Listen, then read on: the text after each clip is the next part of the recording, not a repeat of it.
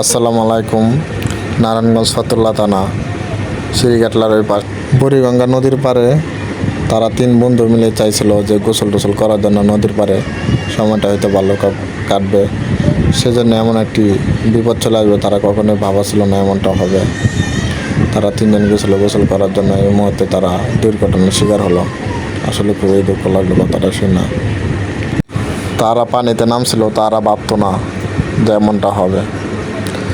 তারপর একজন নামছে, নামার পরে যেটা ঘটনা শুনলাম আর কি, একজন নামার পরে 1 সেকেন্ডের ভিতরে নিচে চলে গেছে, তলে যাইতেছে। পরে আরেকজন ধরছে, বাঁচাতে গেছে, সেও মারা গেল।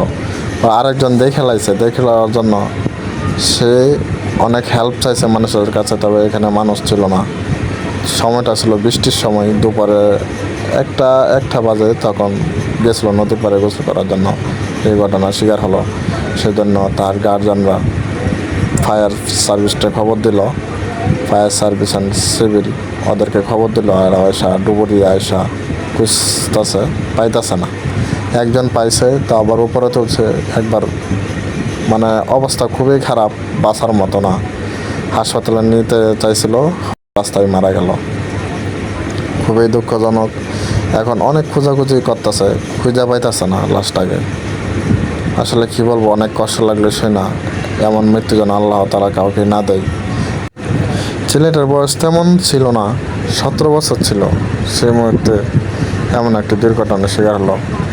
তার পরিবারের জন্য সারাটা জীবন আশ্বাসে থেকে গেল।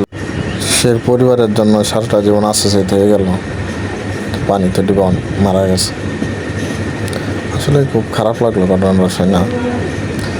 আপনারা খুব কেয়ারফুলভাবে গোসল করবেন নদীতে, বিশেষ করে বুড়িগঙ্গা নদী ভালো না, কারণ এটা অনেকই রিস্ক এভাবে গোসল করাটা। তাই সকলকে বলছি ভিডিওটা শেয়ার করার জন্য, সকলে দেখার সুযোগ করে দাও। ধন্যবাদ।